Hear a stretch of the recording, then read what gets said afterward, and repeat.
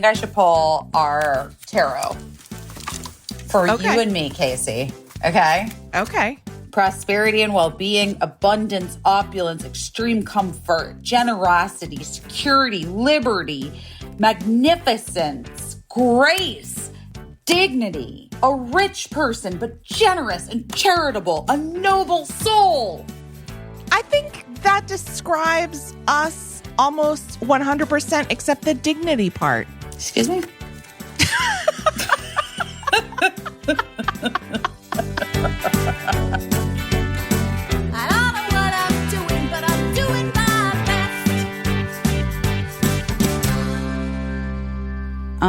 Hi. Hi, how are you?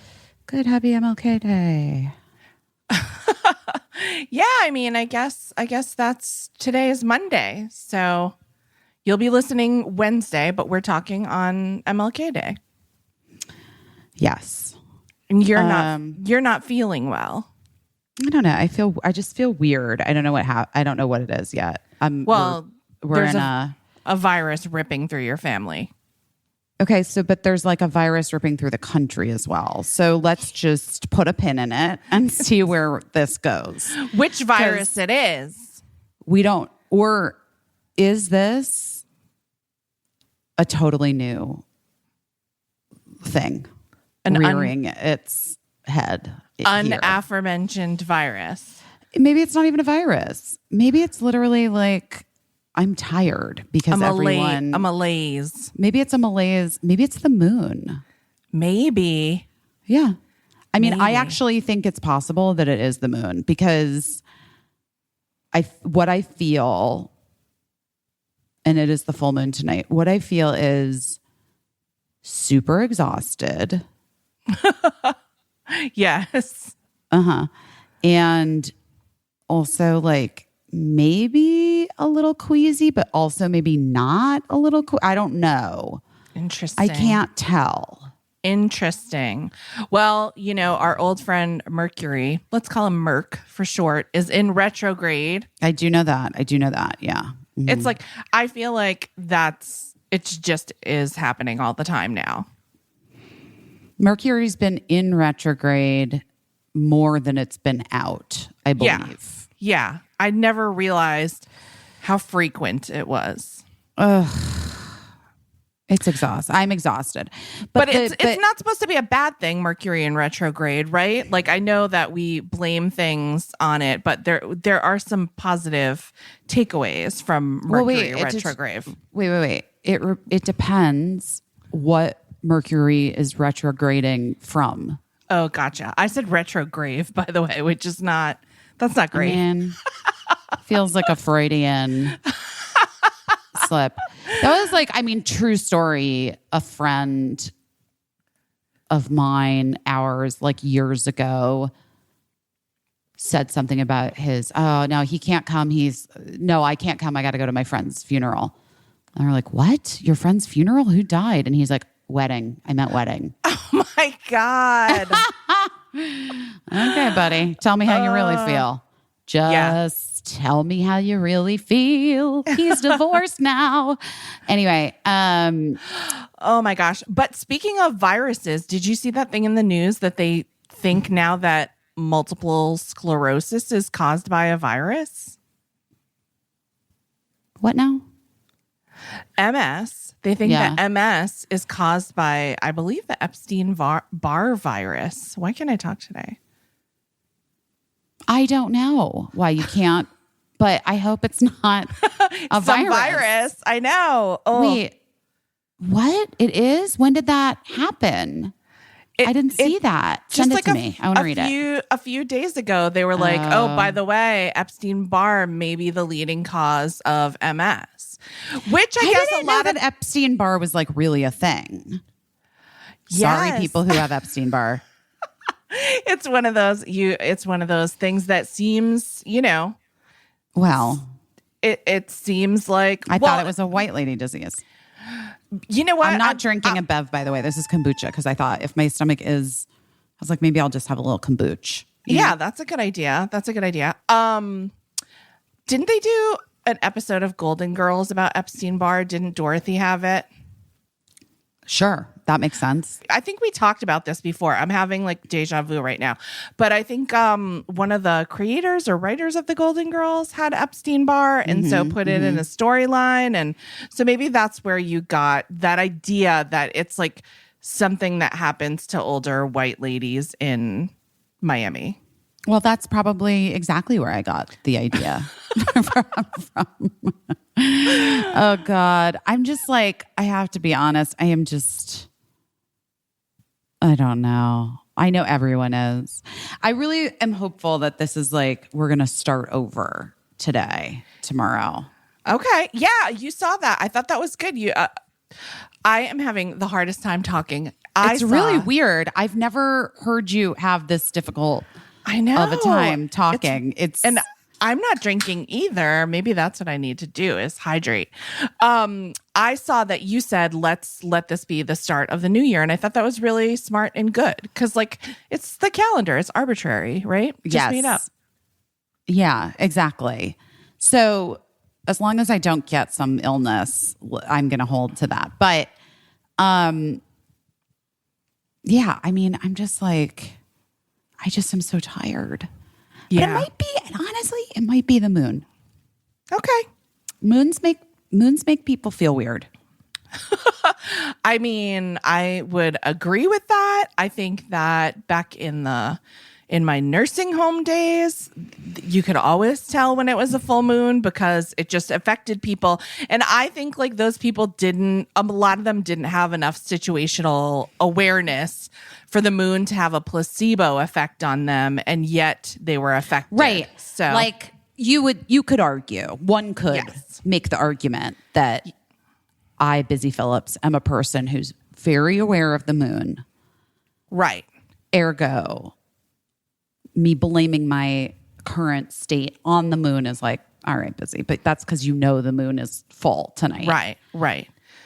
But if somebody genuinely doesn't fucking know anything about the moon and they're acting crazy and then you're like, oh, well, it's a full moon. They're like, oh, well, right. Then it starts you start to things think that are lining up.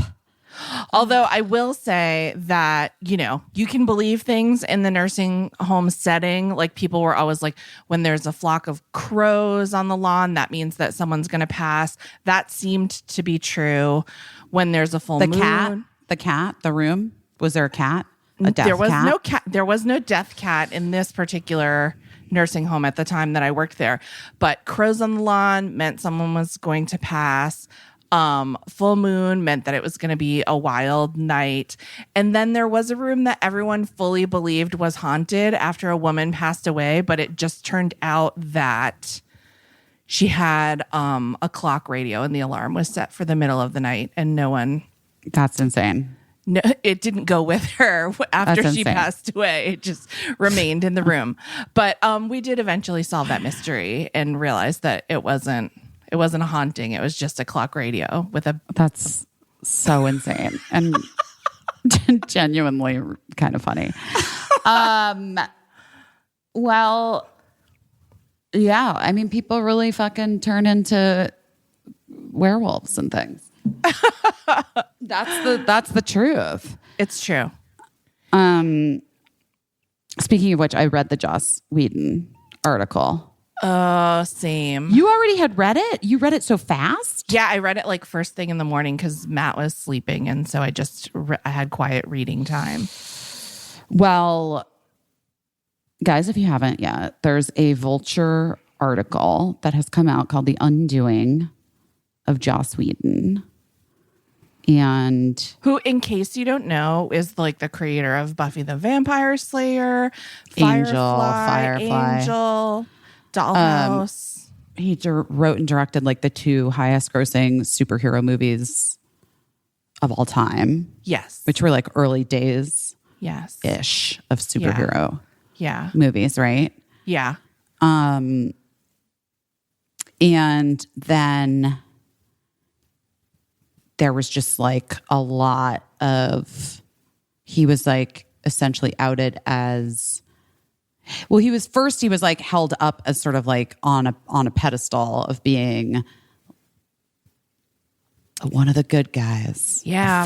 A feminist. Strong female characters, like fighting for representation of ladies in cinema and TV shows. And then his ex-wife like released a statement, like when they got divorced, like an open letter about how wrong everyone was. that he was like prolifically cheating all the time, that he was like not the feminist hero that he would and everybody had believed him to be. Yeah. And then from there, more people who had worked with him, both behind the scenes and in front of the camera, like sort of came forward in a multitude of ways and had their own statements, feelings. Yeah, to say that he had basically been abusive and and that he had a real and disgusting, had a very mean streak, physically touched someone grabbing her when like in an angry way. In an angry moment. Yeah. One woman said, and it's rough. So then Vulture did this article, he's sort of like, it's been a couple years now, I would say. Yeah. Yeah. Like that he's been canceled. When was that? I mean, I literally just read the article, but again, my brain is I think it was also, I want to say 2019. Yeah. I think it was. I feel like it was right before the sort of shut down. Yeah. But yeah, so then Vulture like reached out and they did this article. They went and interviewed him, and they interviewed several people that had come forward with stories and their own allegations and things. And then some people off the record, one woman who is a writer on Buffy on the record in sort of a wild left turn for the article, I would say. Yeah. I mean, I know her. Oh, you do? Uh-huh. Oh, interesting. Okay. It's all very interesting. Yeah. It's so weird. I found it like the whole thing to be very disconcerting. Yeah. Yeah. I mean, what was your take on it? And then I'll tell you what I was feeling. My take on it was that it seemed like, and I'm just like, this is my gut. It seems like he doesn't believe he did the things. No, that's right. That people said that he did. He's like, that doesn't seem right. Like, yeah, that doesn't seem right. That doesn't seem in character for me. And, and so maybe that can be chalked up to like, he also went to kind of rehab for a while for like, was it like sex addiction or like being a dick addiction or something? I don't know what exactly. Well, I think he was there for sex addiction. Right. Because he did have those affairs, infidelities, and was having sex and love addiction. Yeah. And so he admitted to that, but other things he was like, that doesn't seem right. That doesn't seem wild possible to me.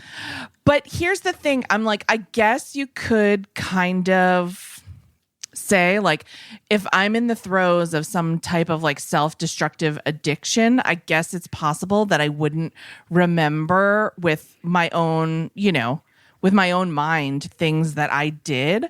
But I also think it's something, I just think it's something that's more typical. I think people do rotten shit all the time and they don't want to believe it, so they just don't.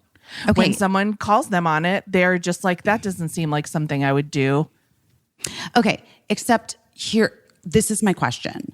I have never been to a rehab recovery place. Yeah. But I certainly have had friends that have, and I have read a lot, and I've been in therapy for a million years, and you get the point.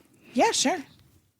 Isn't it sort of antithetical to recovery to just say like how does one go through a recovery program and then come out on the other side and be like, yeah, that doesn't sound right. I don't know. I didn't do that stuff.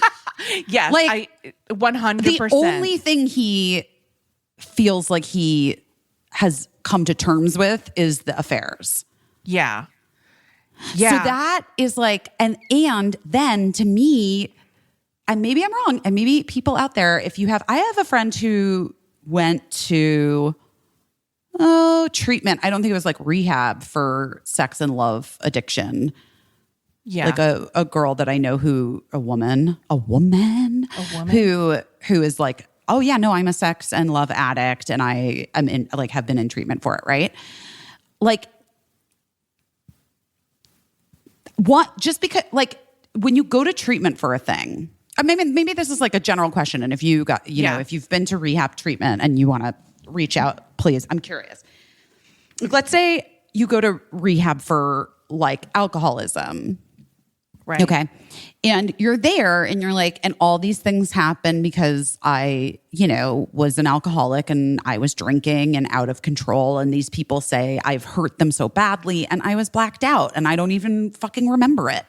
And I believe, like you have to like take ownership for it. Right. And you make amends. Isn't that like the whole thing? It's one of the steps. So my question is like in sex and love addiction, do they not walk down the path of like, this leads to X, Y, and Z? Oh, you have shame. So you drink too much. So then you maybe, are angry and you lash out. Maybe you black out. You know what I mean? Like, how does one not untangle all of the behaviors, but just choose the one that is like the easiest to sort of deal with? Right. He's like, oh, I am a sex and love addict, and that's because like of my parents or whatever. And and that's it. And like, and I'm better now. But like not untangle the other behaviors. Yeah, I suppose it has to do with like the level of treatment that you receive. I know that like rehab isn't it's not a uniform thing from like program to program that You know what it is? You know what it is, Caissie? What? It's just his fucking ego. It's just like he's just like a smart white guy who's just like, I'm serious. Who just has like he has just intellectualized his way out of having to be responsible for his fucking shitty behavior. And so he's like, I'll own this one thing. Could I have done better? Sure. But I'm not going to own any of this other stuff because I'm a fucking intellectual superior and I'm just going to like work my way around it, which is just such bullshit. And you know what? Stay canceled, Joss Whedon. Fuck you. Well, it's interesting because all of the language that he used was so weaselly and it really like that. Could I have done better? Sure. Also saying you have to go to the loo. You're from fucking New York. Get out of here. He did go to boarding school, I guess, in England? In the UK, yes. I dated one of his brothers. Oh, did you? Yeah. Did he also for a go brief to period? Did he also say the loo? He did not. No, he didn't. Okay. The language that he used saying like, could I have done better? Sure. It's like, it's minimizing. And so that really rang a bell with me because I know I've said that before. And it's always when I'm frustrated at the call out, when I'm like, could I have done a little better? Sure. But I did the best I could, instead of just being like, I hear that. And next time I'll try to do better, might be like a more healthy way to respond to that. But everything else, like saying that doesn't seem like something I would do, is not saying I didn't do that. That's true. Wait, that actually is true. Yeah. But no, he says he uses language like, I have a hard time believing that was something I did. Right. Which is like, I could be like, I have a hard time believing that I drank an entire bottle of tequila over the course of 3 days, but it doesn't mean I didn't. Right. Yeah, I have a hard time believing I did a lot of things. Speaking of which, did you see that TikTok I posted of the girl in the back seat? Oh, yes. That was so funny. It is. I sent it to so many of my friends. Nailed this it. TikTok, guys. It's on my Instagram. Well, the video's not. I just have a still of it from my Instagram. It's from a carousel, I think last Friday. Yeah. And it's like this girl in the backseat of a van. It's so fucking real as to what it was like being a teenager for a lot of my friends and me. Yes. It rang true. It rang true. And my one friend wrote back, "How did we survive?" And I was like, I don't know. It's angels. I mean, for real. And also, I think we probably had like different instincts back then, maybe like a little more self-preservation instincts. Like I was always hearing, well, yes, you can do this wild thing, but you got to watch out for if this happens, if this happens, if this I think we had that. I think we preserved ourselves a little bit. Maybe. I hope so. I don't know. Sometimes I think it was just like angels. Like seriously, like light workers being like, not that car, girl, this one. Yes. You know what I mean? Like, yes. I don't know. Who's to say? Because I don't know. Who fucking knows? Okay, so listen, this is a true story. I was back in Arizona over the holidays. My mom was talking about how much all the different parts hurt on her. And I was like, yeah, Mom, that's like true. I guess that's true. Like we all hurt, pain, whatever. And then I was like, Mom, when was the last time you got a new mattress? And my mother like paused and was like, oh, I guess it's been 20 years. Wow. And I think that's a thing. I think we forget. You move into your first apartment after college and you buy a mattress and then you forget that you need to buy another mattress. And then you're like, oh, I just can't sleep because I'm a parent. The world has gone to hell. Politics are insane. But job. Here's the deal. Hard job. I'm very stressed out. Here's the deal.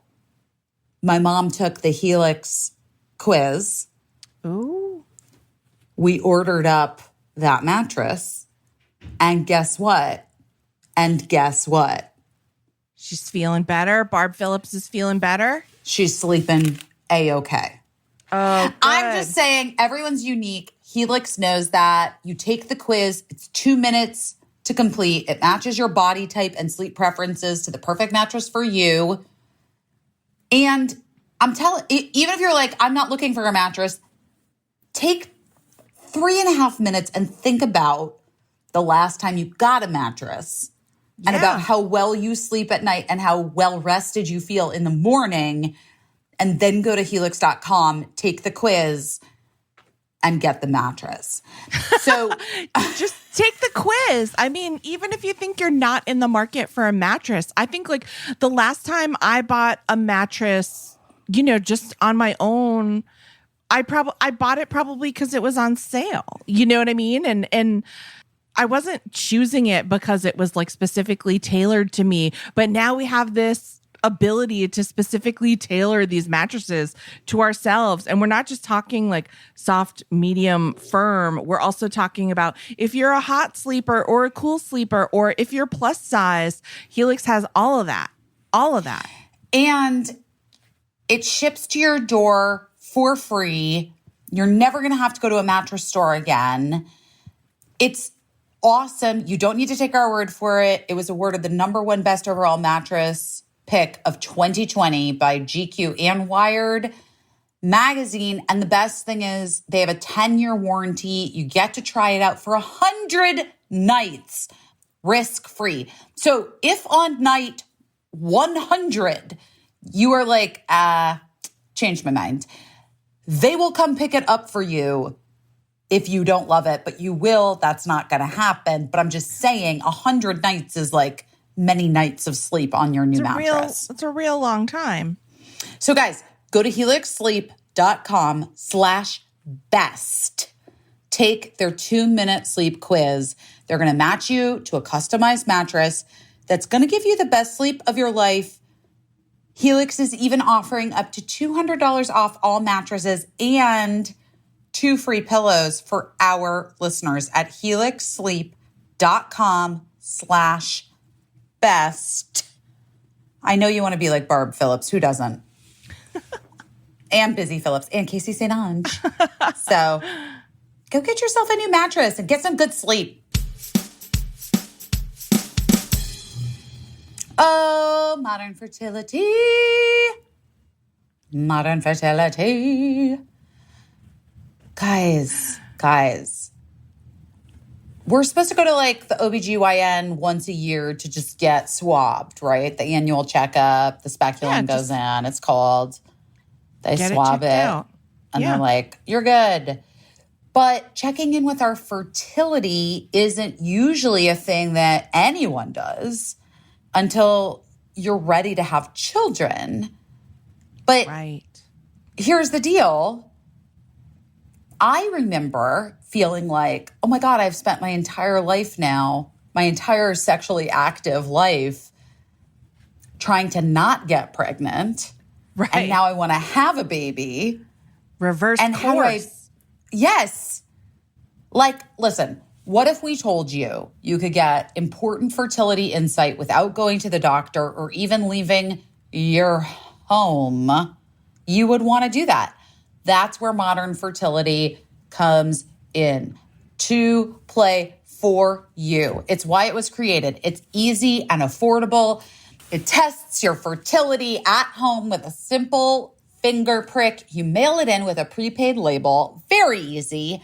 And you get your personalized results within 10 days. You get insight into your hormone levels, your ovarian reserve, aka how many eggs you have compared to other women your age, and other important fertility factors. The results go deep into what every single hormone means, and you can talk one-on-one with a fertility nurse to review your results and options for next steps.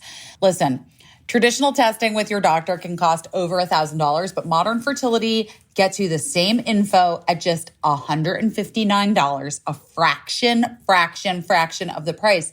And if you go to modernfertility.com/best, you can get $20 off your test. Also, if you have HSA or FSA, you can put those dollars toward modern fertility. So if you want kids today, or maybe you're like, I don't know, one day in the future, you need information about your body, and that can help you make the decision that's right for you. Right now, Modern Fertility is offering our listeners $20 off the test when you go to modernfertility.com/best. That means your test will cost $139 instead of the hundreds or thousands it could cost at a doctor's office. Get $20 off your fertility test when you go to modernfertility.com/best. modernfertility.com/best. Wait, what was I just thinking about alternate? Oh, did you read that thing? There was this really good, it's really short article from the New York Times Magazine this weekend. Guys, in case you can't tell, I consumed a lot of media this weekend. I know. I'm proud of myself. Hey, that is what I did my best at this week. Nice. This article is really incredible, guys. It's short. You can read it. Every year he texts me, I love you. Did you read that? No. Oop. It's so good. By this woman, Jean Chen Ho, who has a new book out, I guess. And like, it's in the section letter of recommendation, which is, I think, like one of the sections where like, if you're an author, you have a book coming out, you write like another little short thing that's not related to your book, but it's just like a little short thing to get people to understand that you're a good writer. A good writer. Yes. Anyway, guys, highly recommend Every Year He Texts Me, I Love You. I like read it this morning and sobbed. It was so good. Oh, wow. Okay. But last night Birdie figured out how to do screen mirroring. Oh, great. And showed me, there's so many noises happening right now. I'm sorry. It's New York City, so you have sirens and radiators. Maybe your super can like bleed your radiator valves. That's a New York thing you might not know about. I don't know about it at all. Sometimes, and I'm going to tell you, they have to come let the air out of your radiator valves. Okay, well, we'll see. Let's just put a pin in that one. But what was I saying? Last night, Birdie. So I watched 3 episodes of season 3. The reason why Birdie made me start with season 3 is because it's their favorite season, and so I didn't really I was just on this. It wasn't my journey. I was just on a journey. Yes. So I just had to go on the journey. A passenger in someone else's like journey. The girl in the TikTok. You know what I mean? Yes. So tying it all together, guys. We're tying it all together. There's a Norwegian television show from 2016 called Skam. Okay. Skam. Okay. You can't get it in the US. Birdie has it pirated or something. I don't even know. Downloaded from Birdie's on the dark web. Norwegian site. It's interesting. It came with a half ton of meth. What? That's not. I don't know what the increments of meth are that you just. But I'm probably not a half ton. Probably not a half ton. That'd be a lot. That'd be noticeable to the authorities. Listen, I was just trying to make a joke, guys. Don't come for me. But I know there was the dark web. I think there's it is. I don't know. I couldn't even. Discord? Maybe it's from Discord. Yeah, I'm sure. Yeah. I'm sure. Anyway, Birdie got the seasons downloaded to their computer. Uh-huh. And then we screen mirrored it. So I was like, because they've been trying to get me to watch this show for a long period of time. Yeah, but you don't want to cram around a tiny laptop. No, that's not interesting to me. I don't want to watch TV shows on a laptop, which is part of the reason why I realized I haven't been watching anything because I haven't had access to a television, the TV. It's only one TV that it's always commandeered and it's not Paw Patrol because but you know what I mean? It's it's just not anyway. So I watched the first 3 episodes of season 3 of Skam in Norwegian. And oh my God, Birdie's right. That show is fucking amazing. What's it about? And it's a teen show. Uh-huh. And the woman who created it, every year sort of tracks different characters, these teenagers,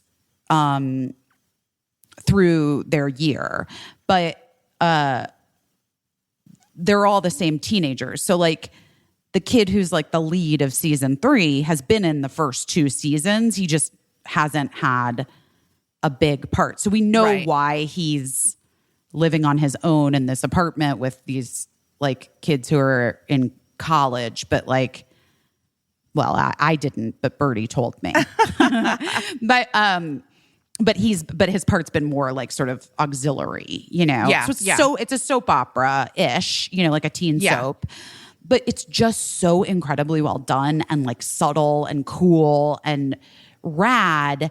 And I'm going to play for you now what was a thing I recorded Birdie as a Instagram story. And then Birdie was like, please don't put that on an Instagram story. But I do. But they didn't say don't put it on the podcast. That's right. And I'm going to ask. And then if they say that I can't, I'll tell you to take it down. But just listen to this. This is when Birdie, after we watched the first 3 episodes, and Birdie was like, see, this is why I can't watch Euphoria. And I was like, why? And then Euphoria's penis, penis, penis. Zendaya's dead? Zendaya's girlfriend's dead? Oh, Zendaya and her girlfriend aren't dead. Sexual assault. Drugs, drugs, drugs, drugs, drugs. Overdose, overdose. Oh, cry, cry, cry. Everyone at school is just like a slut. Okay. That's Birdie's feeling about Euphoria. But then I was thinking about it, and now Euphoria fans will have to. Have you watched Euphoria? No, I've been forbidden by Lincoln. Okay, well maybe Lincoln could chime in. Like, I feel like Scum to me felt very relatable, even in terms of like what I remember my teen years being like, where there are those moments in the back of the van with the scary guy and you're like, someone's doing math and you're like, what the fuck? Yeah. But like a lot of it is just like boring. And sort of, there's stuff that happens, but it's not like all at a level DEFCON 47 right all the time. Right.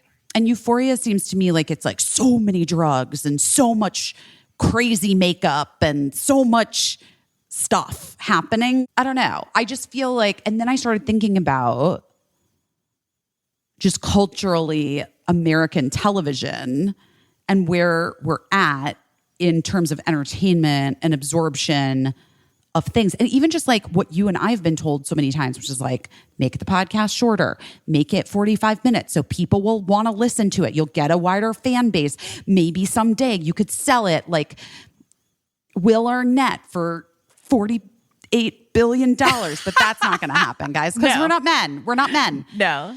But like, you know what I mean? Or like, get a gimmick. Why don't you guys rewatch Freaks and Geeks? Like, all that Right. shit. And I'm just like, but what is wrong with things living in a place that's closer to how we like entertainment living in a place that's closer to reality? Like, why this push toward the heightened? Everything has to be heightened. Yes. Like, even if you want to write a TV show about Gen X women, they have to have had a plane crash and become cannibals.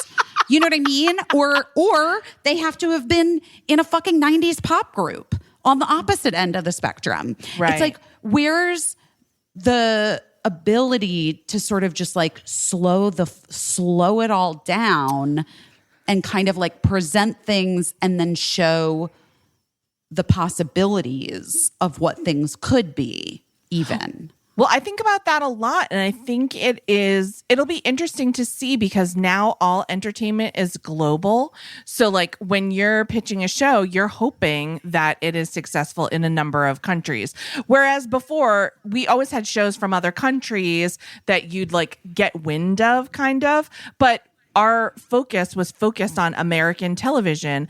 And the model for American television is that you have to hook viewers. Like, listen to that word hook is violent. Like, you have to grab a viewer and put 'em stick on a meat something hook through their cheek and pull them in, and it's just been my experience that like, I've had a little experience with UK television, working in UK television, and back when I worked with an English production company, it was just a more gentle approach. Like shows, they make 6 episodes.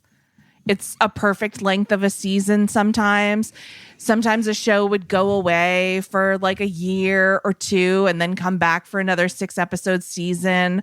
There also weren't the tremendous amounts of money floating around that I think so everybody that worked on everything was kind of like very regular. And so it wasn't like this big Hollywood machine. I have a huge problem with movies right now because I find them to be so formulaic. Nothing weird ever happens in a movie anymore. And movies used to be so weird. And that's how you knew that you were like unique. Like when something in a movie, like when a weird little detail spoke to you and it really like rang your bell, that's how you knew like, oh, I'm a weirdo too. Wait. Did we talk about this? I don't think so. The specificity of experience? I thought we did. I mean, we have, but It's just like, that's what I feel like is missing, is like the specificity of experience. That's why that TikTok is so fucking great. Because so specific. It's so very, very specific down to every single detail that feels infinitely relatable. Oh, I had said that in response to, we had talked about that, about the post I had when I posted the sexy picture, and then my mom texted me that yes, it looks like so I maybe had a lump under my boob. I was like, I don't, Mom, it's just fat. Jesus. But yeah, like specificity has really fallen by the wayside in entertainment because the conventional wisdom in entertainment has become over the years that you have to try to appeal to everyone. Right. As opposed to just make a thing for someone. Right. And you have to appeal to everyone. And here in the States, you have to do it really fast, or your chance to appeal to anyone is going to be taken away. But very publicly.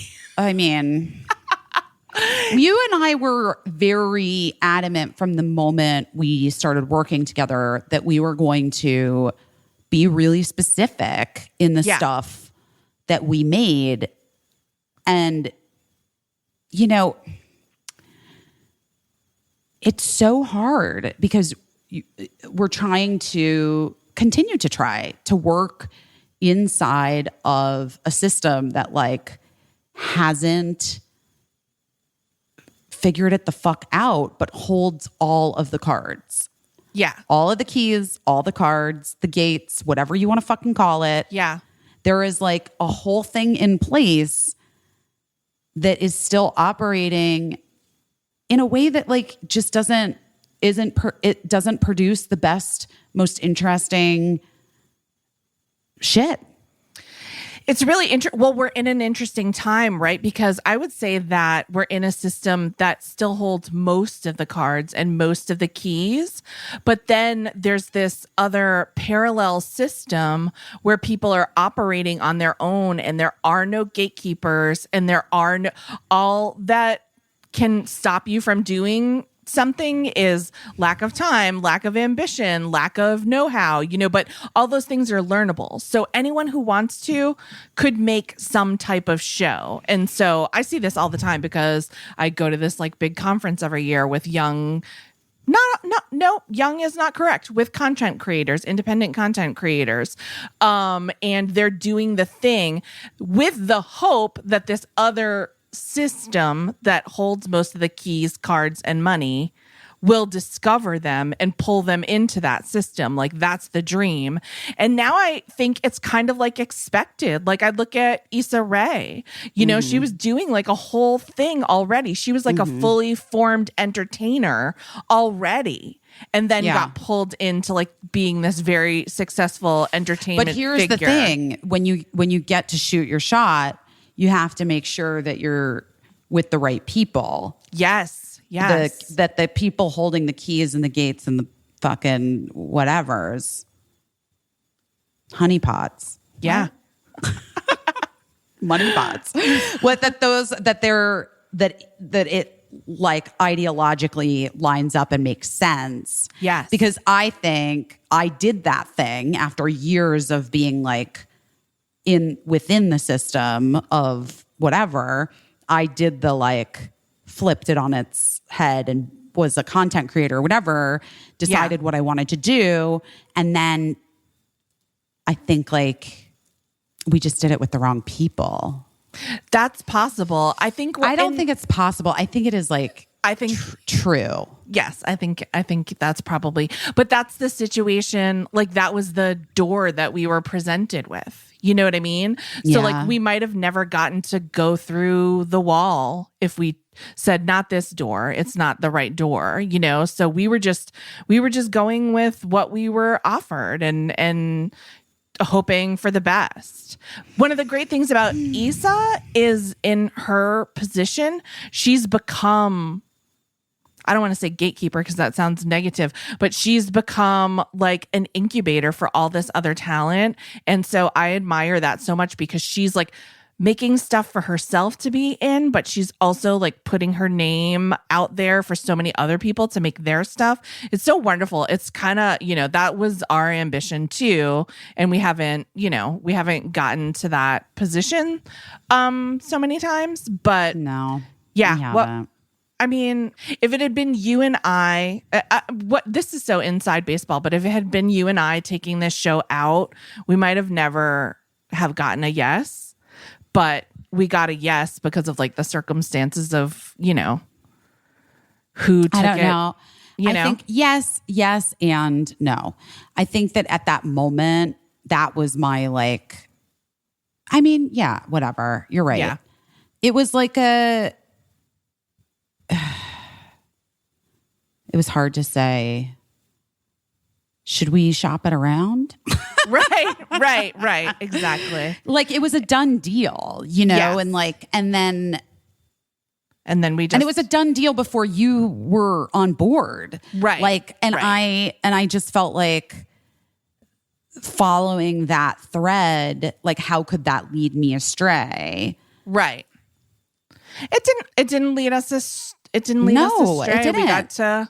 We got to do something that so many people, billions of people dream of doing. Totally. We just didn't get to, and we got to really do it our own way, even though the Yes. people we were working with hated it. Hated it. And Us.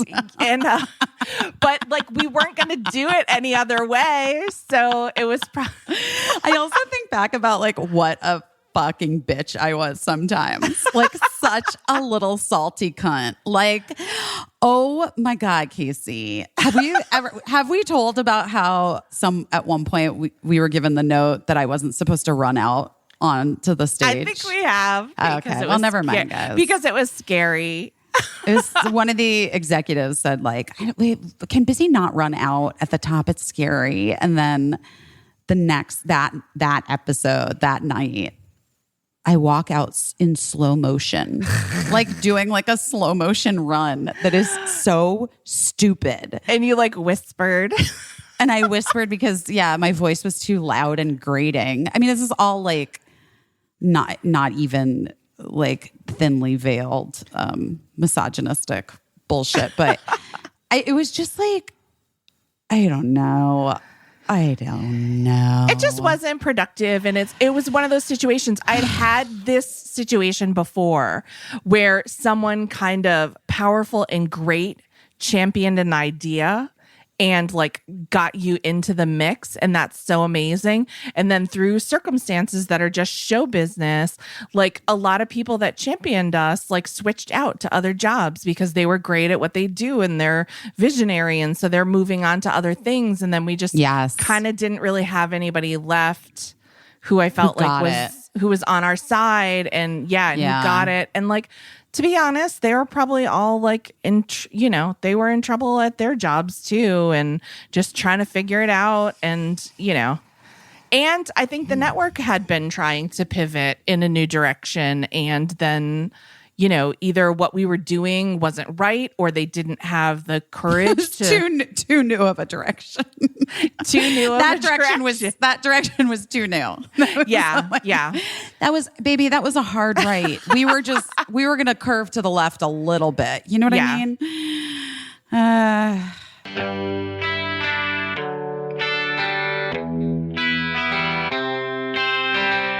Rasa. Listen, I did that cleanse, Caissie. Yes. You know, the cleanse thing that I did, the like vegan, whatever. And they were like, cut down on your caffeine. And just that day, guess what arrived at mine's own door? A big, beautiful care package from Rasa? Yes. Rasa is an adaptogenic coffee alternative with an incredible selection of blends. Guys, I'm telling you need to try it. So instead of caffeine, Rasa energizes with herbs and uses 15 adaptogens and 6 mushrooms across their blends. They offer 10 awesome blends like cacao, bold, calm, welderberry. Which one did you like? I really like the calm. I like the cacao. I also like the dirty version that contains some coffee. So that I like the dirty too. Yeah, half on, half off coffee. I like them all. To be honest, I was talking in this podcast about rearranging my kitchen or I will talk about it in a little while. in rearranging our kitchen, we devoted a space to rasa. That's how much we like it. We It's made so a rasa good. shelf. Well, plus it sustainably sources their ingredients. They buy fair trade or direct trade.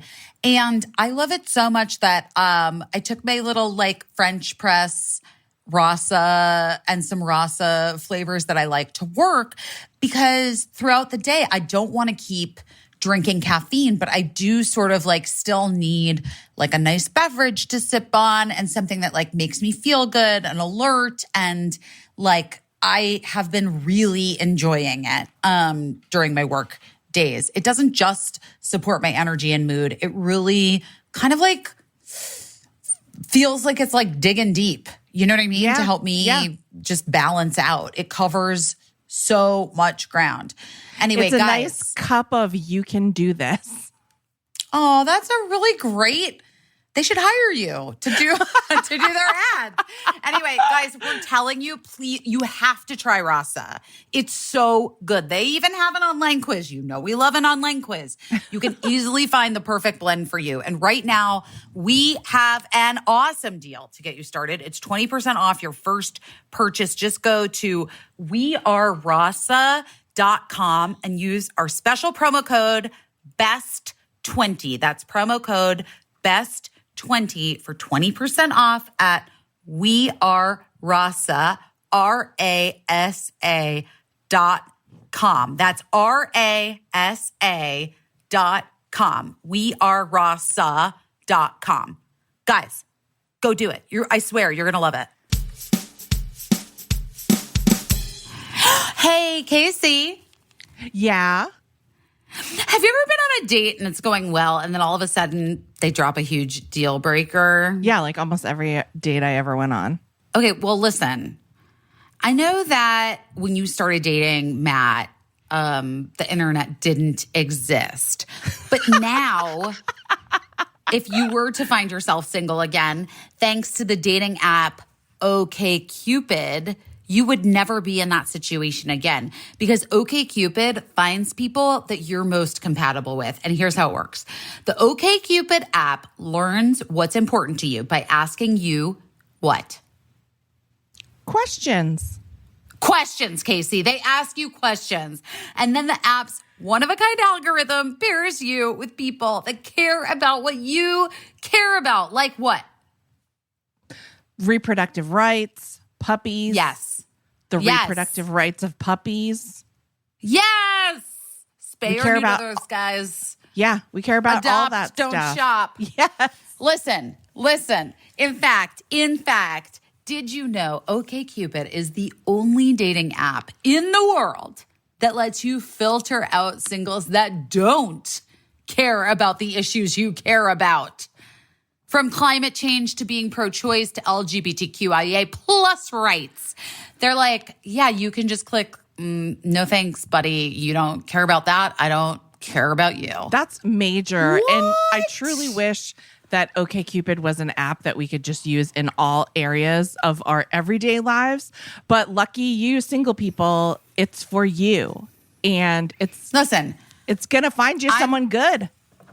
I am on board with this, and it's time for you. I don't know who you are, and I don't know who needs to hear this, but I'm talking to you, all right? It's time to find your person.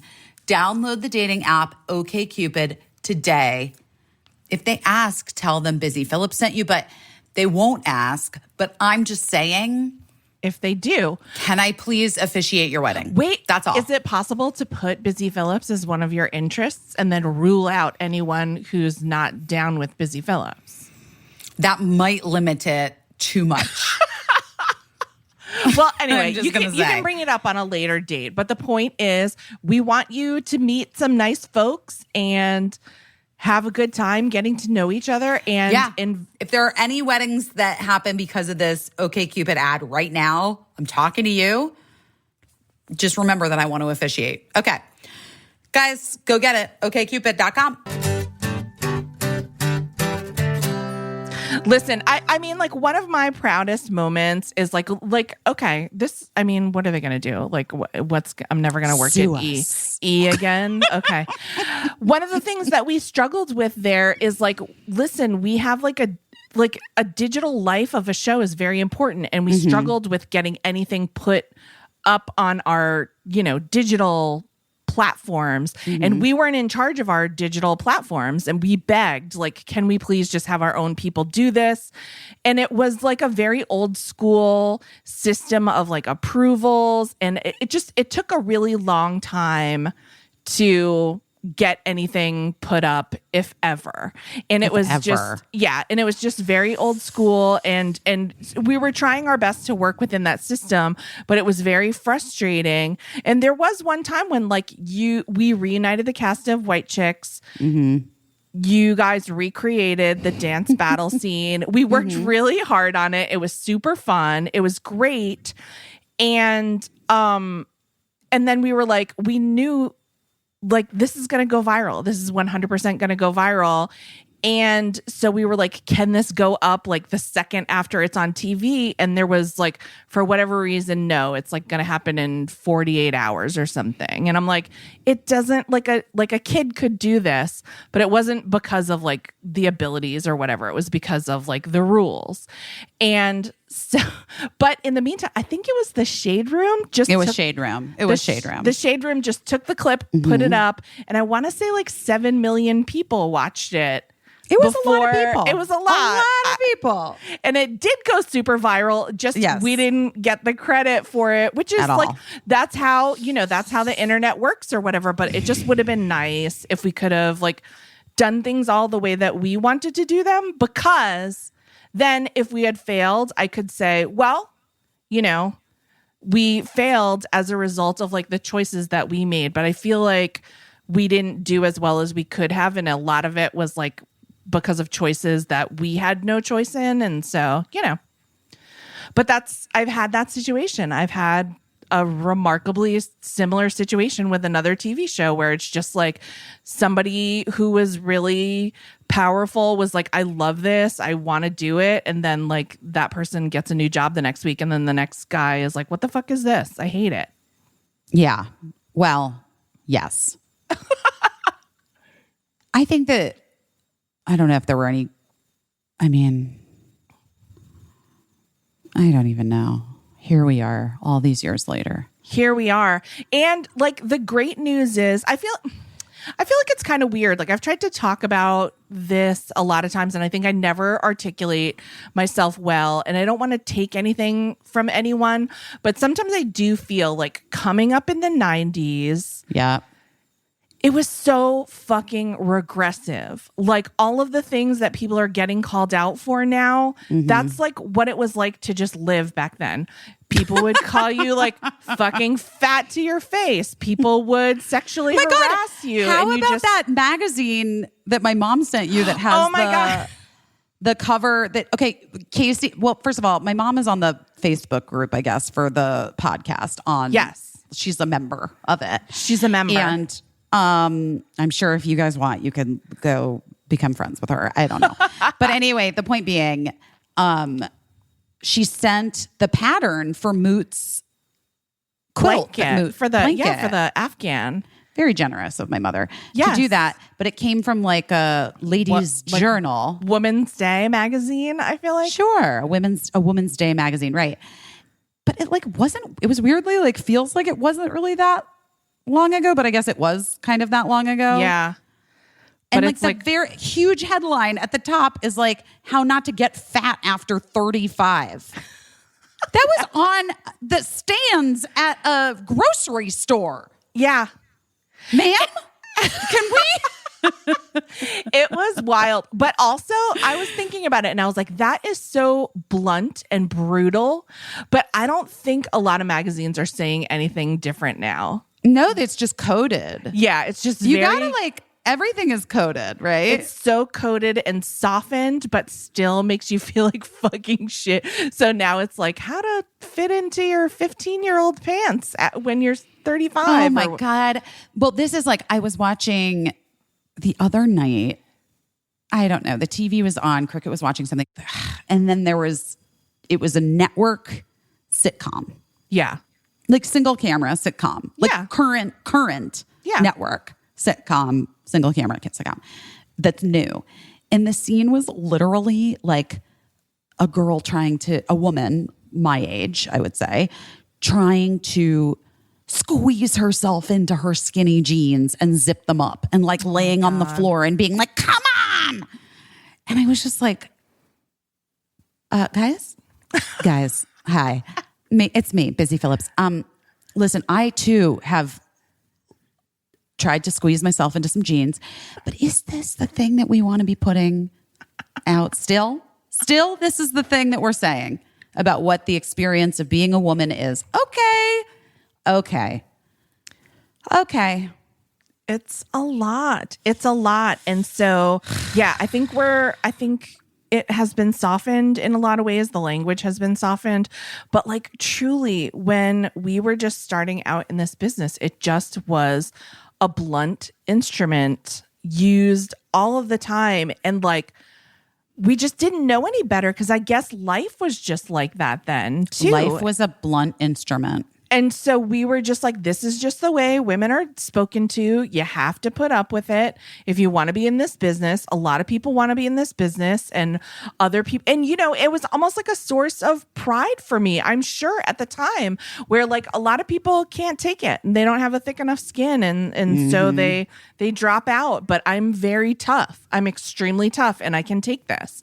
And same. I used to do the same fucking shit. Ugh, yeah. It makes me so sad. And so I think back to like when I said that I wanted to write back then, very few people championed me.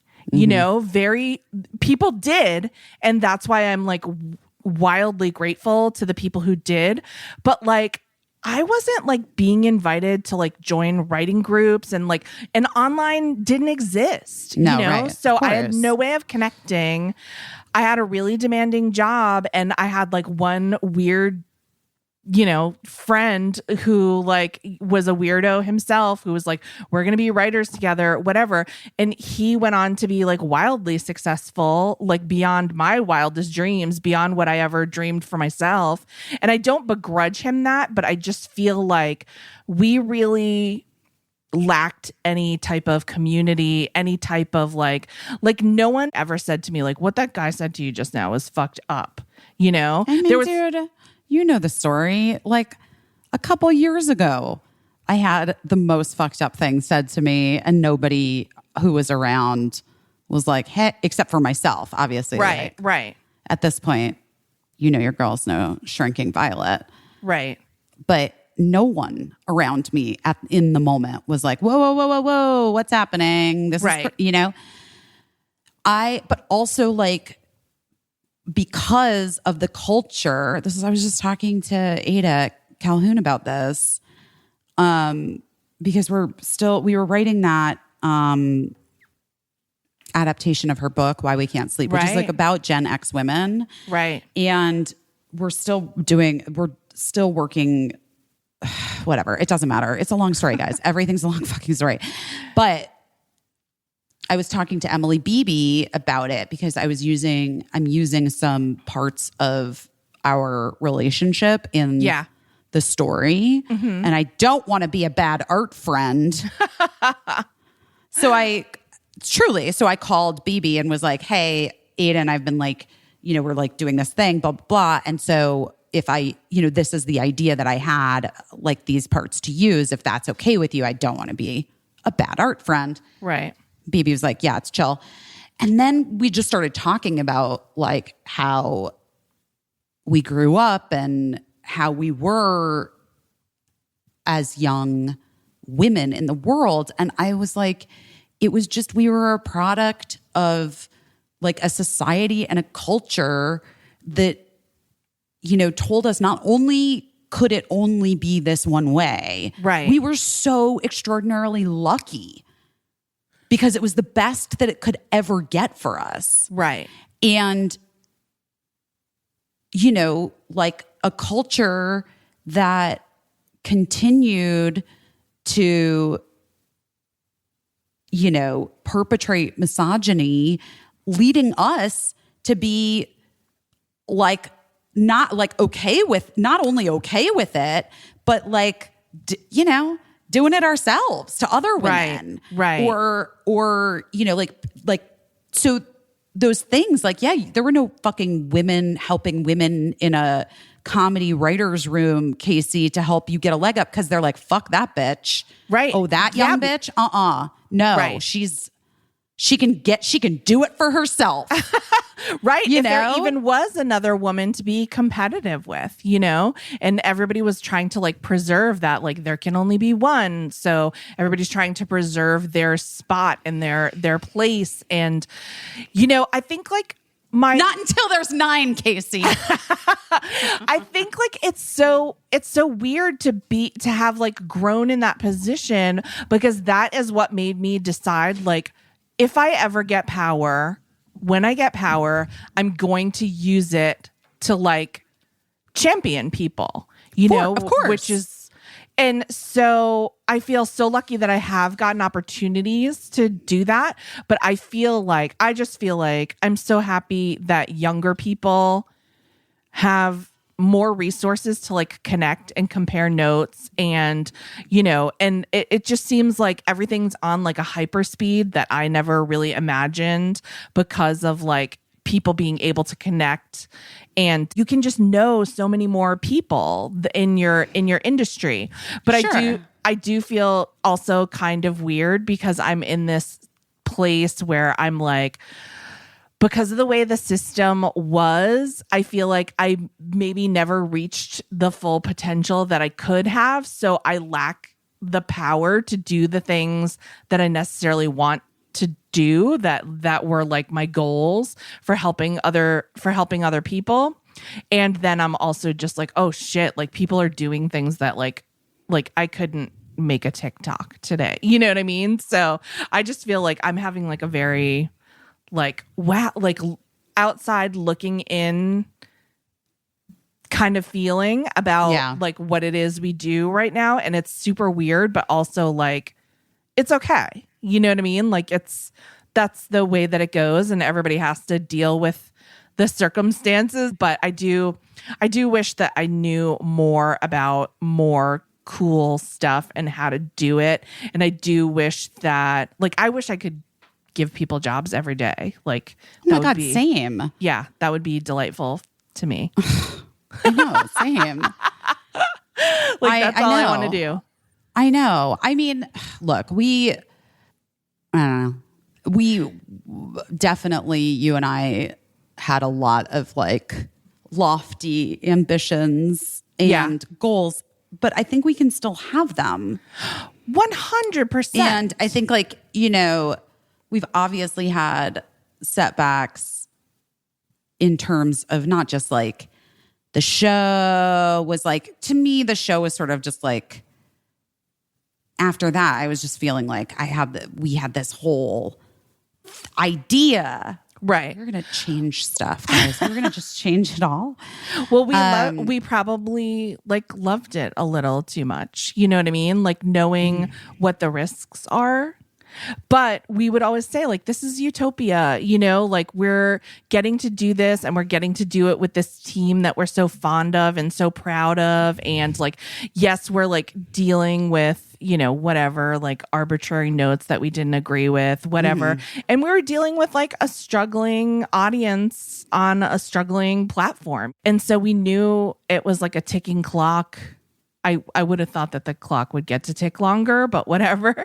But it's like when you know, in real estate, when they tell you like, don't fall in love with a house because you might get your heart broken. I only fall in love with houses. Exactly.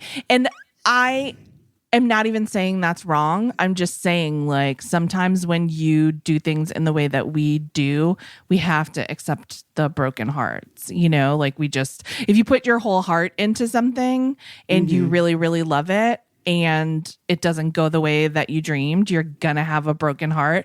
But that being said, like, would I not do it all over again? Of course, I would do it all over again. Oh yeah, same. Yeah. Even if I knew that something bad was coming, and even if I would have to live the sadness all over again, I would do it again. You know? Yeah, me too. But it did take us a long time to get over it because we like loved it, you know? Well, we loved it. And then also the unceremonious ending was, and the way that it was done was so fucked that it like provided a lot of ammunition for many different emotions. Yes. Yeah. Because it was confirming so many things that we had felt in our lives and just like, and had seen in our lives. And now it was like, all happening together at one time. And we were just like, this blows, like it just really does. Did. I don't know. I think that even the way that we ended things, like, could we have been nicer? A la Joss Whedon? Maybe, could we have like taken it better? Maybe. But I just feel like Me? I definitely could not have, not even, no fucking way. Like I couldn't have taken it. There's no way I couldn't have done it.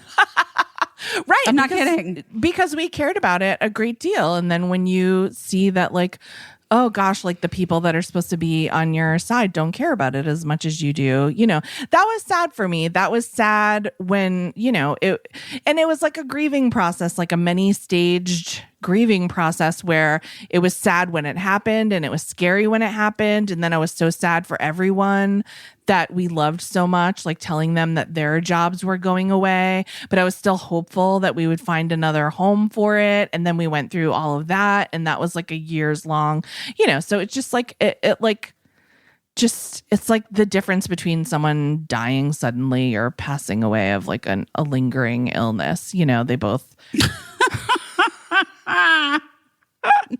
they both are very painful. So dark. So and I feel like we had both. I feel like our show passed away suddenly and also had a lingering illness that, but it really, yeah. But here we are. Doing a podcast like the kids do, like all the things that I was just saying, like I wish I knew how to do cooler stuff. I didn't know how to do this 2 years ago. That's true. You've learned so much. You have. You really have. It's true. But then I'm like, oh, am I getting on TikTok? I mean, is that what? Are we getting on TikTok? Are we doing? No. I'm not allowed to. You're not allowed? No, I made a deal with Birdie. That's not for me. All right. I want to let the kid have their own, thing. Okay. I can't, I mastered one social media. That's enough. That's enough for me. Like I don't doing NFTs. I've been trying to figure out NFTs. No. And here's wait. I want to say this. I have got to fucking be in my bonnet about this boy. So I don't know if you follow Reese Witherspoon on social medias, but Reese Witherspoon has been tweeting some kind of wild things and then like got sort of like shaded by Ina Garten, which was like hilarious on her social medias.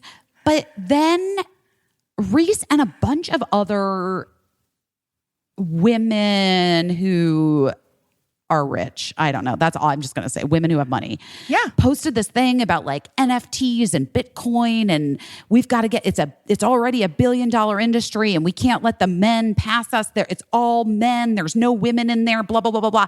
Guys, ladies. Also, and not just ladies, like everyone.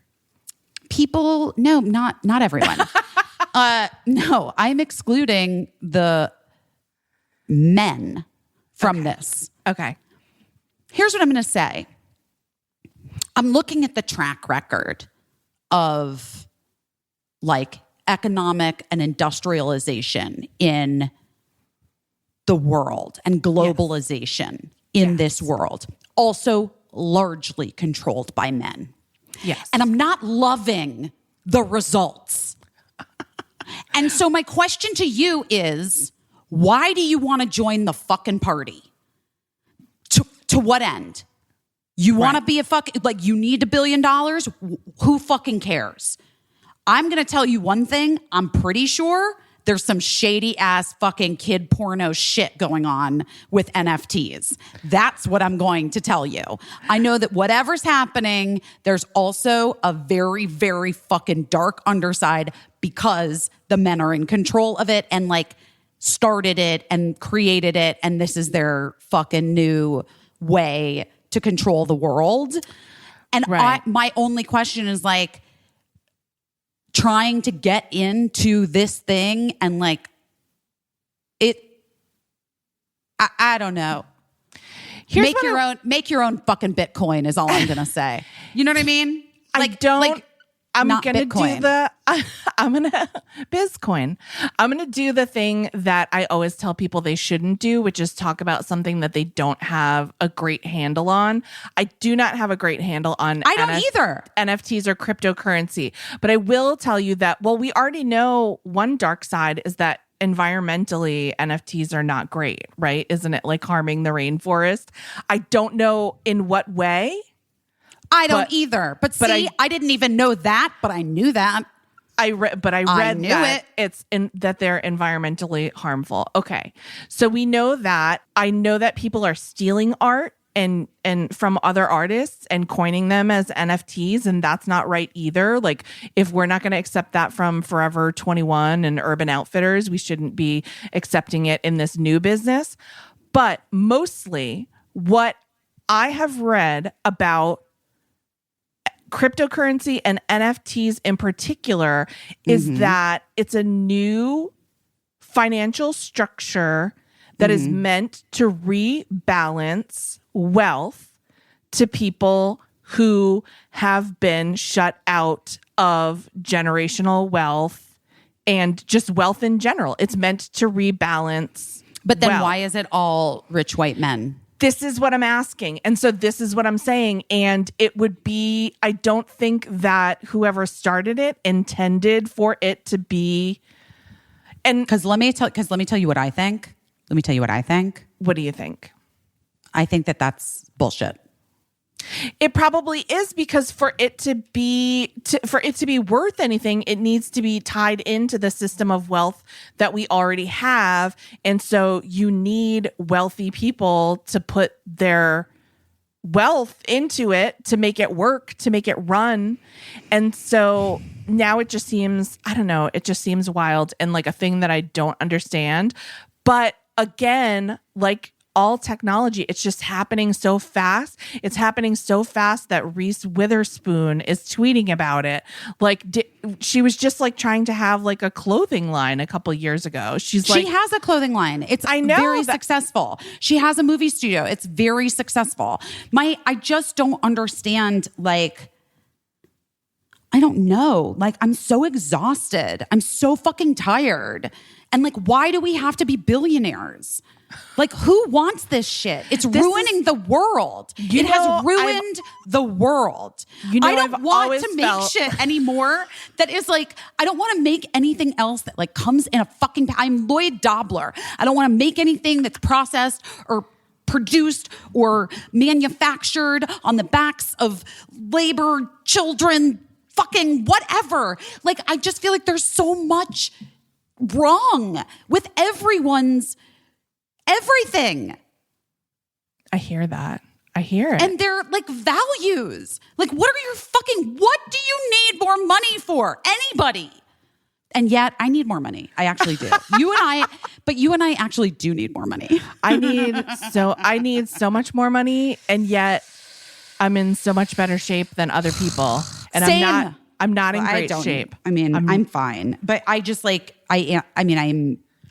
I'm so privileged. And I was saying that as a joke, guys. So don't come for me. Okay. I was saying that you can come for me if you'd like to, but I really do need money. So if you come, bring $1. I really do like, if you come for me, bring $1. And that just made me. I'll let you come at me till you. Pretty funny. You can come and say everything you want to say for the low price of $1, and I'll just take it. But you guys know what I'm talking about. I'm not talking about like even my level of wealth, which is like real fucking comfortable. Let's be real. Fucking comfortable. But I'm talking about like this super rich, I mean, I will say, talk about taxes. You know what I mean? Like I'm in that like sweet spot where I pay the most taxes and I'm fine to do it. Totally fine to do it.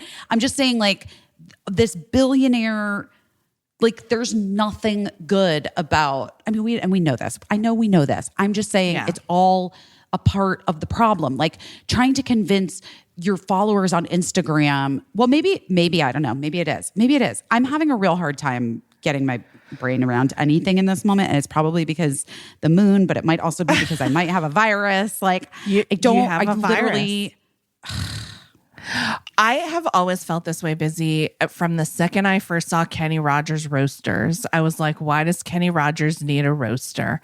I don't think that anyone who's like a mega successful athlete needs to have a restaurant but I think it's this weird thing. And I will say, like, in Reese Witherspoon's defense, I'm not saying anything about Reese. No. Get it, yes, girlfriend. Like exactly. Whatever. I think she's super ambitious. She just has all these things that she's interested in, and I think for a lot of people, like Oprah, like the money is a byproduct of what happens. Like everything they do is successful, and they just print money, and it's a byproduct of like their personality and their ambition, which I'm saying in a positive way. Like ambition is a great thing to have and to be interested in so many things. But the wild thing is that it does, like, if you succeed at being ambitious and diversifying your interests so much, then next thing you know, like, you're a billionaire. And then does that make you evil? I guess. Like, are all billionaires evil? Are some good? Does being a billionaire always turn you evil? Does becoming a billionaire turn you evil? I don't know. Maybe it's like winning the lottery, because in a lot of ways it is like winning the lottery. Yes. It's a curse, right? Yeah.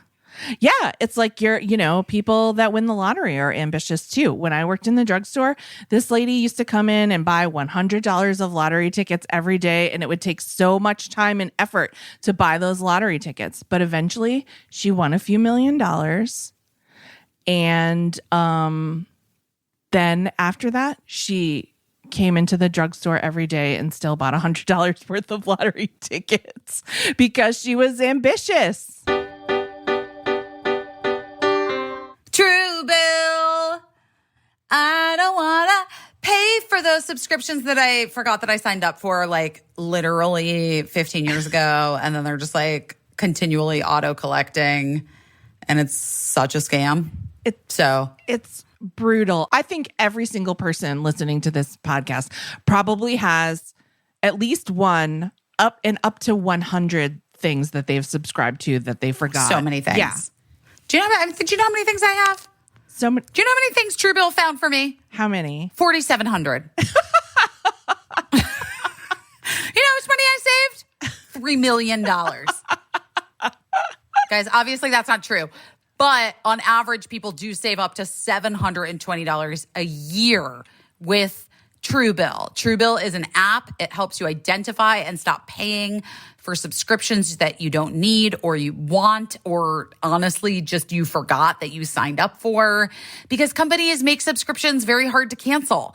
Yes. And True Bill makes it very simple. You link your accounts and True Bill will cancel your unwanted subscriptions in one tap. And your True Bill concierge is there when you need them to cancel unwanted subscriptions, so you don't have to. I really try to be meticulous with these subscriptions, and especially when I sign up for a free trial of something and then I know that I have to cancel it within 5 days or it's going to charge my credit card. I set calendar reminders. I do all these things to make sure, and I still, when I signed up for True Bill, they listen, they slip through.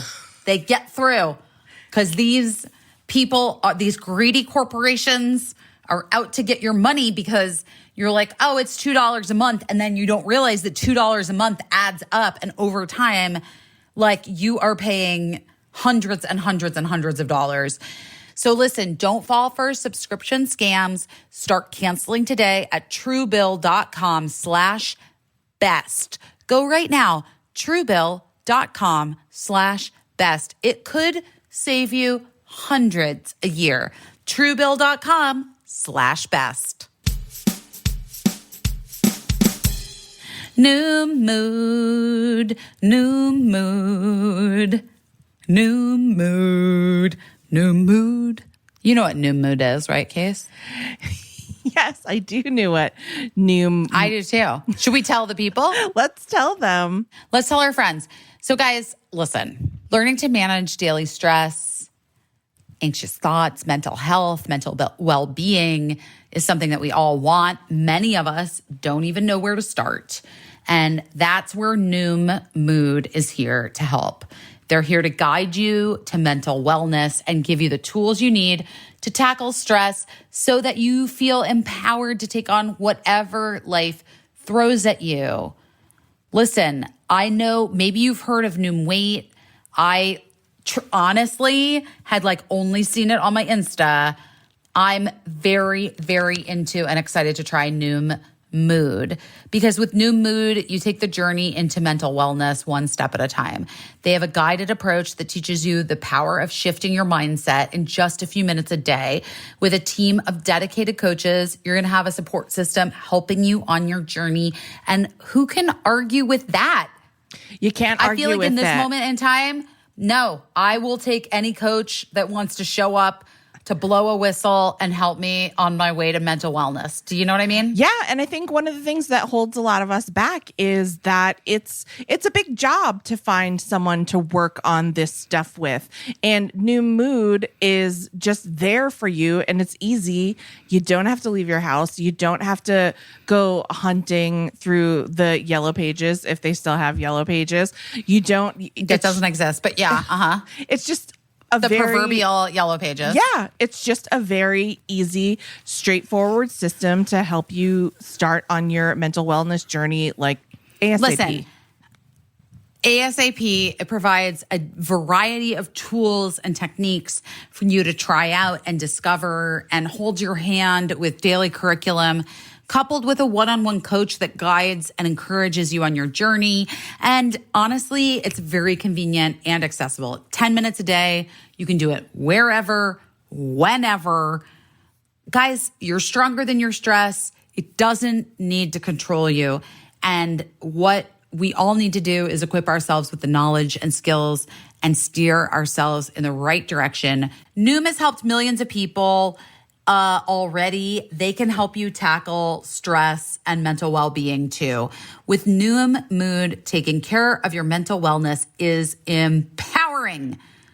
So, worry less, feel happier. Sign up for your trial at Noom, NOOM.com/best.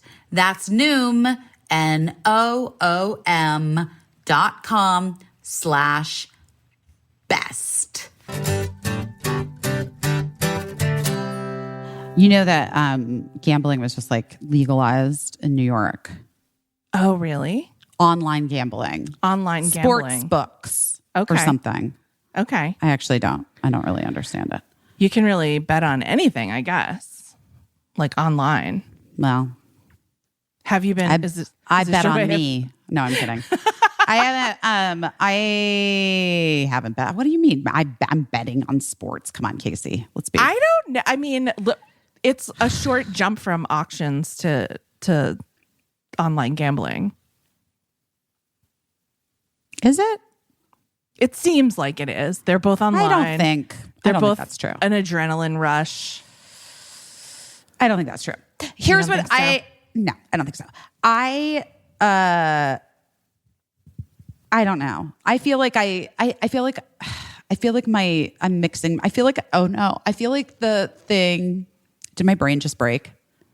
Did I just say I feel like 17 times in a row? You did. I feel like how I felt that right now, this time in the world encapsulates how I have felt my entire fucking life, which is that I feel as though I am almost smart enough to get it, but I'm just not quite smart enough to fucking get it. Like, and being smart enough to know that I'm not quite smart enough to get it is driving me fucking insane. Right. And by it, I mean everything. Right. I mean the world. Right. And the billionaires and the environmental crisis and consumerism and capitalism and the wealth gap and all of it. Like, I feel so close. Yeah. And I would love for it to just be Terminators. I think you're smart enough to get it, but also smart enough to not want it. And I think you're smart enough to not be able to forget it. You get it and you can't forget it. Because I think that's what a lot of people are like, oh, I fully understand this situation. Let me put whatever qualms I have aside and press forward. Whenever there's something that is scary, like, where businesses, like a business is a positive thing. And so in the course of your business, say that you realize that one of the byproducts of your business is like something that's harmful to the environment. And so dealing with that would slow your business. And so then that business person has a choice. Do we deal with this in a responsible way, or do we just like dump it in a river and hope no one's looking, and then we can just press on? And so I think people get so entrenched in their like desire to do that thing that initially started out positive. Like, I think it's healthy to want to make things and to want to produce things. And I think it's healthy to even want to make money and provide jobs and do all those things. But then the problem comes when there's anything problematic about any of these things. And there's always going to be something problematic about almost anything you do. You're always going to bump into something that you will have to thoughtfully consider. And so I think is that what separates a lot of people from a lot of people who have been wildly successful is people are like, oh, I just wasn't able to turn my head and pretend that this thing wasn't happening and press on in pursuit of my original goal. Like, I actually stopped and was thoughtful about it. And, and those are interesting stories. Whenever they come up, people that, run excellent companies that treat workers well and treat the environment well, but it just doesn't happen that often. It just really doesn't. No. So we're not doing NFTs, just to be clear. No, we're not. I'm not. And anyone can make their own choice about anything, obviously. But I do feel like in 20 years' time, we will find out that like it was the NFTs and the crypto that started some horrible thing. I have a bad feeling about it, guys. That's all I'm going to say. I have a bad feeling about it. Yeah, I have a bad feeling. And I'm trying not to be like people who like once didn't understand the way that like the sun and the moon worked, and thought that you had to pray that the sun would come up. Hey, guess what? Guess what I've learned in the last couple of years? I've learned like non-binary. I've learned they, them, and non-binary is actually like obviously a non-binary designation. Like that has existed in many different cultures. Right. Throughout the ages. But that was not something that culturally I was ever fucking aware of. And then sort of did hear about like at some point before my own child obviously had heard about and like had in my presence. I had a friend who was non-binary, but I didn't really fucking get it. I'm not gonna lie. Didn't really fucking get it until I got it. So I don't think that we're like looking at the sun thing. Like I just think that what is missing a lot of times is critical thinking. Right. Like what are the possible outcomes of this? Right. And like I do think that people are very quick to like, I don't know, maybe I'm wrong. I don't know that you are wrong. I mean, it's the, we talked about earlier, like there's a Facebook group for this podcast. You're not on Facebook, but a lot of people are. And it's a really good platform for holding conversations. Like people want to share Afghan patterns or whatever, and people want to comment on something, and people are always asking each other for help in there. And that's a good way that you can have a group of like-minded people who are interested in the same thing. They have a rapport, they're able to converse. So it's like exists and it's there. That being said, like I understand why you're not on Facebook. They've done a lot of things that are not great, you know? And so it's like, I mean, we could use it to pick apart everything. Like I've worked on TV shows where people are like, I can't believe so-and-so is a sponsor of your TV show. And I'm like, yes, they completely suck. It's true. Oh, I've done Instagram posts for companies that I'm like, this isn't great. But can I be honest with you? Like in a couple of the cases, I was like, this isn't great, but you know what? I got to take this money.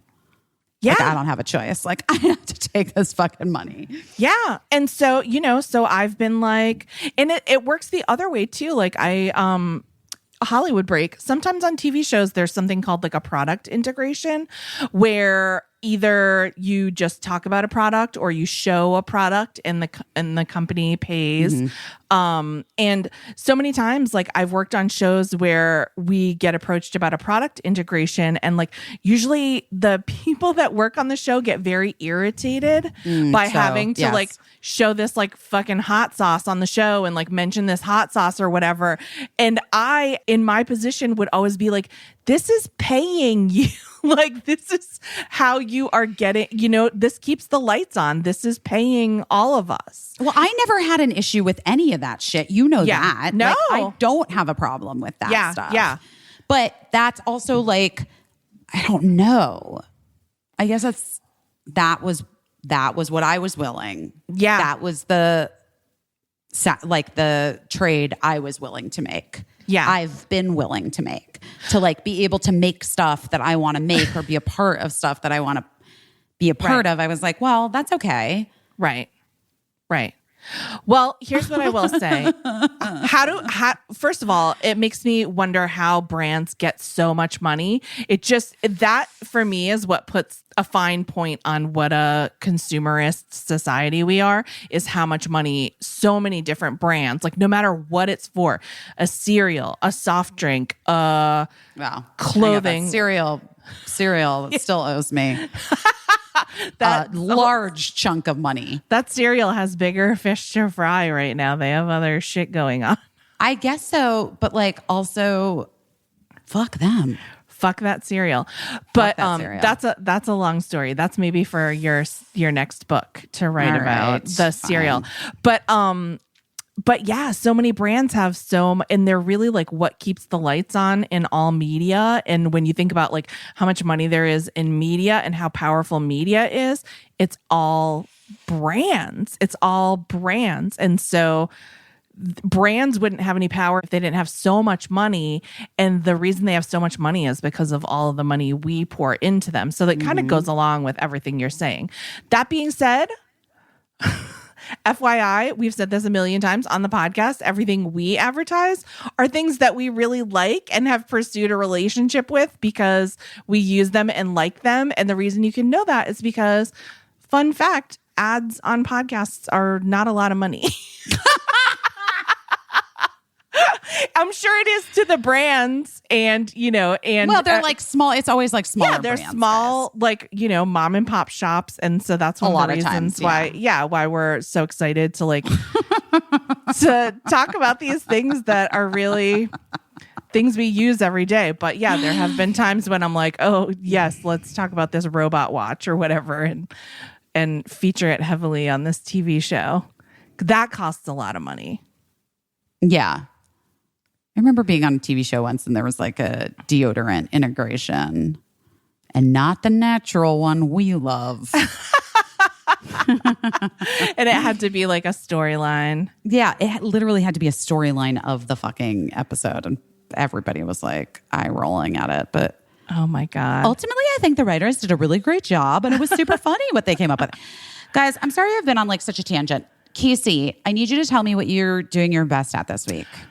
Oh, okay. It's really simple, but I've just been along the lines of like trying to take myself more seriously, making a checklist every day of things that like at this current time in the pandemic and what my life is and what my work situation is, just making a checklist of like really like get dressed, like start your day by getting dressed. 2, make your bed. You know? And oh, right. Like you were saying that. Like nobody can tell you, nobody's making your checklist. So like you can, it's great to put things like wake up on it because yes, you literally already have done it. Cross it off. And then you get to cross it off. Yeah. Cross it right off. So I just have stuff like that. And if I don't get to everything, that's okay. But it's just a good way to hold myself accountable. And so like one of the, well, I didn't expect it to turn it into a big project this week, but we were noticing this is like really just inside baseball family stuff. We were noticing that Lincoln was pulling out the coffee maker because he makes coffee for his brother every morning to help him wake up because his brother is like a night owl. We're noticing he was pulling out the coffee maker to make the coffee because it's kind of hard to get access to the top of the coffee maker, whatever. So then I looked at the kitchen. I took like a critical look at the kitchen. And I was like, we were so stupid to put the coffee maker there because the cabinets are down lower. We should have put it on the other side because the cabinets are up higher. And then I just like went in my office to like work for a few minutes. And like I came out and Matt had like pulled the whole kitchen apart.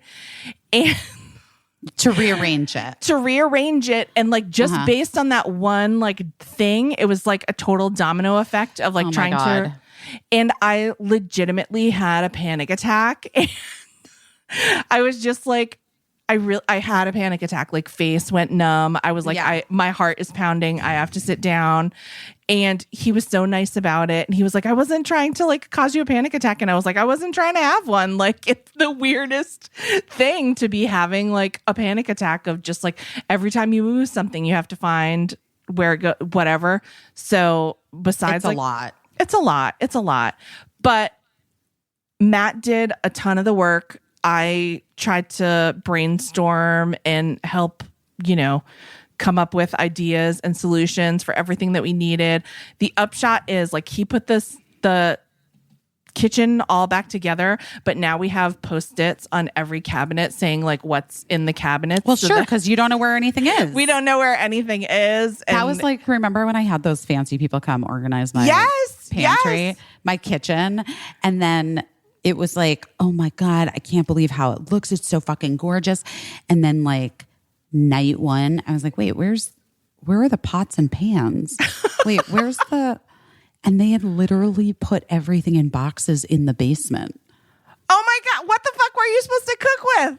I mean, they like left me like a cute pot, you know, like one cute, like, you know what I mean? Like it was like they organized the shit out of it, but like then when it came down to it, it was because they just like literally put everything in the basement.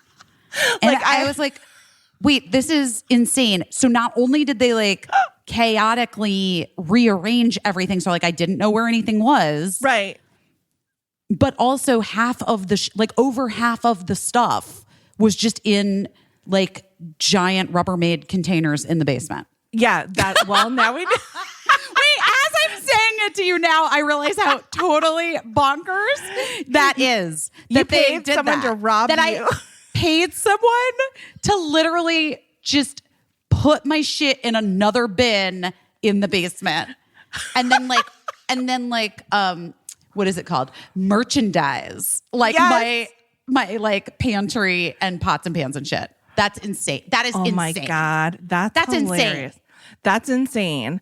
I think this all ties into what we were talking about last week too, with like the giving recommendations and getting like offended when when people don't take your recommendations. I realized, because I was like, I think that I talked like a smooth game, being like, oh, you shouldn't be offended or whatever.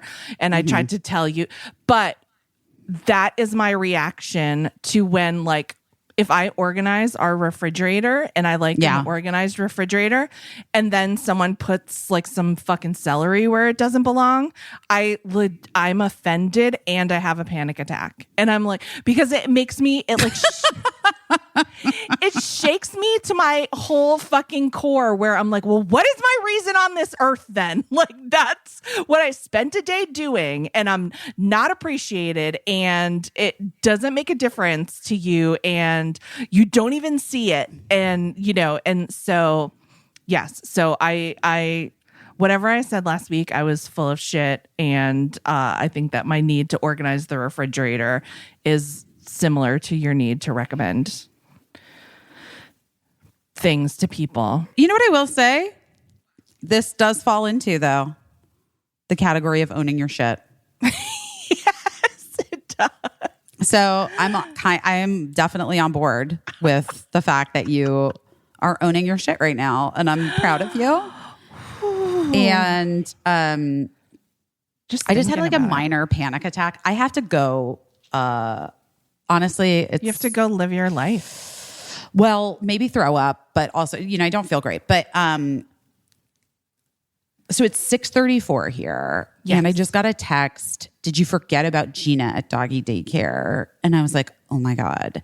And then I looked at the doggy daycare place and their hours, and it said special hours for the holiday closed, like that they closed at 3 p.m. Oh no. And I was like, is Gina dead? Like, what did they do? Like, what is happening? Do you know what I mean? Like, she's there for the night. She's not. That was incorrect. Okay. The thing that it said online was incorrect. They are open until 7. Okay. But so I have to go walk and you have to go get the little buddy. And I am just, can I just tell you, she has been such a good dog recently. I love her so much. Aww. She's been so sweet. She's really doesn't smell great right now. But you know what? You know what? A best friend can only be so many things. It's true. It's very true. I just adore that little weirdo. So cute. She's so cute. So you have to go get Gina. All right. So I have to go get jeans, and I'm back at Girls 5 Eva. Fingers crossed, guys, about everyone's guts. Well, that for sure, but and also everyone's like respiratory systems. That's more that. Like, it's just like, what's going to happen? Yeah. I'm not concerned. Yeah, I mean, listen, I'm trying to like stay abreast of the COVID news, but also just take it like it's very, it's just the facts, and they're evolving every day. And wondering, like, will fourth doses be coming?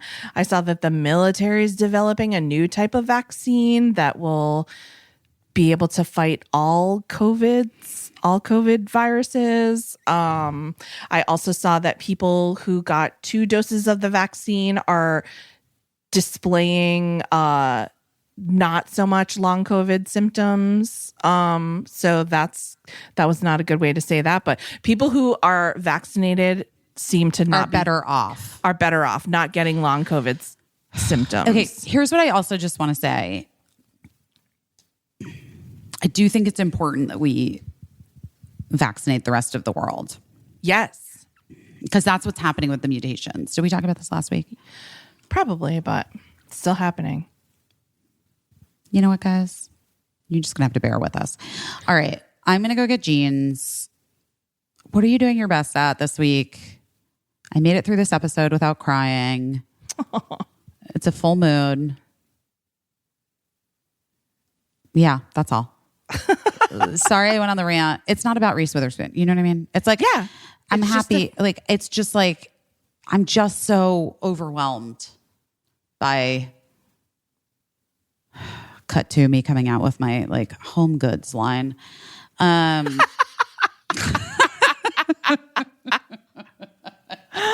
Should we do a home goods line? Guys, just answer this question for us. Would you buy a home goods line? No, I'm kidding. No, but like to that end, like we were really specific and I would say thoughtful about the merch situation because we didn't want to, whatever, you guys get it. And if you don't, I can't help you. It's all right. You know what I mean? It's okay if you don't. We have to move on, you know? All right, I love you. And I'm sorry about the kitchen. Is it all back in place? I mean, it's a new kitchen, basically. Her outsides are the same, but her insides 2 weeks. It's a week and a half. You'll be fine. It's a week and a half. We'll see. Take it from someone who's moved 47 times in the last 2 years. Well, I was gonna. It's been hard. You haven't taken the kitchen switch ups all in stride. That's true. That is actually true. I'm still not taking them great. Still taking mad them about great. the pots in the basement. Well, that was true. You deserve to be mad about that. Whoever recommended that to you shouldn't have. Totally fucking insane. And you shouldn't have paid people just to pack up stuff and put it in your basement. I 100% did that. Yeah, they should send you back some of your money. What a disaster. All right. I'm going to get Gina before this place closes down. I love you guys. We love you. Bye. Bye. I don't know what I'm doing, but I'm doing my best.